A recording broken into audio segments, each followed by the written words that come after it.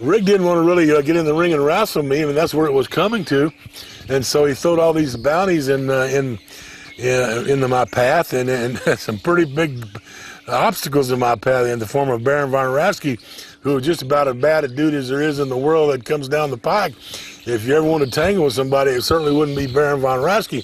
A very funny story with Baron von Raschke. When we were getting in the business, and I was breaking in Minneapolis way back in the 60s, Baron Raschke and I had the same training job. The way Vern Gagne trained you, you did the ring, and you'd put up the ring, and then you'd go in and you'd you'd wrestle the first match, and then you'd referee all of the 3 matches, then you'd go take care of the gate. So you learned the business in its entirety.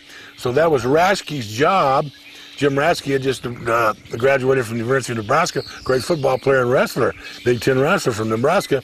So I took his job, so I got the complete training routine from Vern Gagne. So I knew Raschke from that job, which is another story in its entirety of Vern Gagne's training program. But Baron von Raschke was a very, very skilled amateur wrestler, somebody you didn't want to mess with, and somebody you had to be very careful with because he could take you down and pin you or hurt you at any time. So it was a pretty tough obstacle. And also, the Baron had the claw, so it was claw against claw. And, I mean, he had a big old hand, too, and I had a big old hand, too. So those were some of the greatest matches that ever happened in the middle inning with Baron von Raschke.